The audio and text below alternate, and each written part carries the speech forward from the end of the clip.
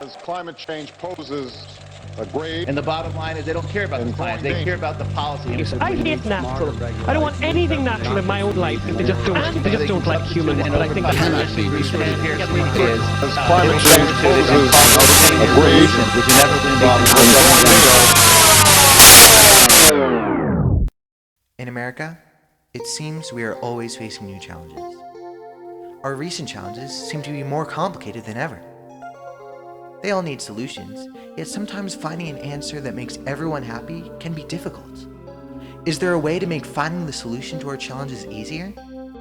Time and time again, I see and feel the tension between the different sides of issues.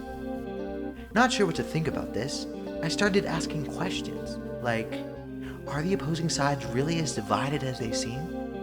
And more importantly, do people know how to resolve the conflicts between opposing viewpoints? If you take the vast majority of people, they don't know. Because they get their news from TV. It's kind of a passive, okay, I heard what's going on. News, sports, and weather. What's to like about that? They want to hear something not only that has a perspective that they can react to, but they want something they agree with. That's kind of sad.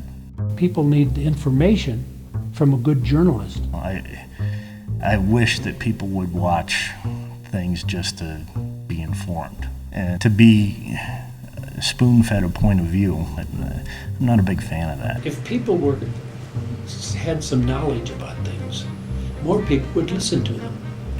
I don't agree with President Obama on a lot of things either, but I'm certainly not going to shy away from watching his speeches. I want to know what's on his mind, what he's thinking about, what direction he's taking the country.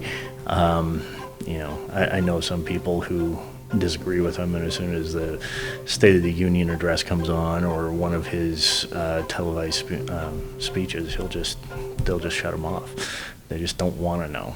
And to me, that just doesn't make a lot of sense. There is a pathos in television dialogue, the rapid exchange of monologues that fail to find the issue, like ships passing in the night. The reiterated phrase, I think that, as if it mattered who held which opinion, rather than which opinion is worth holding.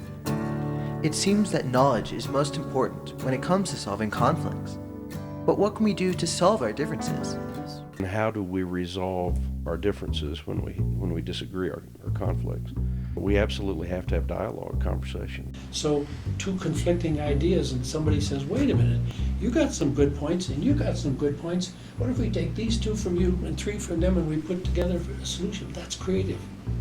We don't do much of that. Dialogue, the West has been called the civilization of the dialogue. It's really proper to the West to resolve differences by discussion.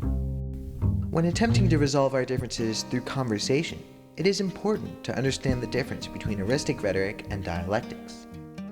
Heuristic is defined as a debate or argument aimed at winning rather than reaching the truth. On the other hand, dialectics are the art of investigating or discussing the truth of opinions. And I've seen some stuff lately on TV about the role of journalism in the search for truth. They lament the strong journalist role in really digging into issues as opposed to just reporting what's going on. Relates to this fundamental philosophical question of belief in truth. In other words, if you have two parties and neither one of them believes in truth, then what you're engaged in is, just a procedure or a technique to see who wins the debate. And winning isn't defined as any kind of relationship to truth, but it's simply defined as who's sharper, who's wittier, who's more intelligent, who's more educated. So to the extent America has lost its grip on truth, then it has lost the ability to resolve differences. Perhaps by moving farther from having conversation for the sake of winning and closer to conversation to find truth, we can reach satisfactory solutions easier.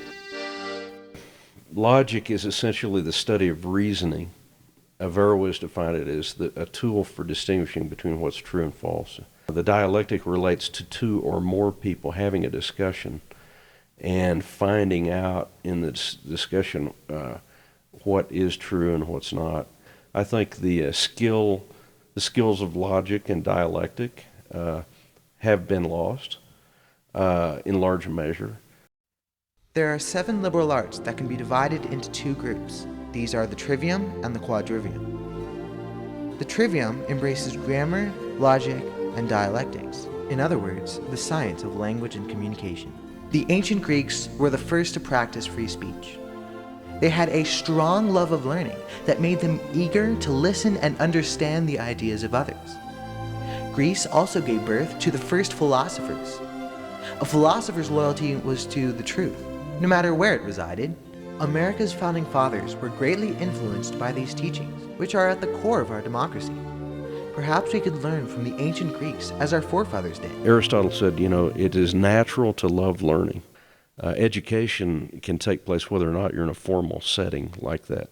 In fact, all of us ideally learn our entire lives, and the older we are, again, ideally we should be learning more. Jefferson justified spending public money for education so that citizens would be educated as citizens. Well, we've given that up. So, if you go down to high school and say, do you still teach civics? Do you still teach government? Not very much. We've got a lot of conflicts going on, a lot of issues. There's a little bit too much competition instead of collaboration. It is imperative for the well-being of our nation that we learn to solve our differences through logical dialogue. These days, it seems that a thorough knowledge of logic and reasoning can be hard to find. Relearning these skills will be challenging. But by taking responsibility for our own education and by teaching ourselves to seek truth, solving our differences and coming up with creative solutions would be more likely. If we can find a way to conquer this greatest of challenges, we will be adhering to our greatest strength. That is what I will try to do today, to speak the truth as best I can. Humbled by the task before us, and firm in my belief that the interests we share as human beings are far more powerful than the forces that drive us apart.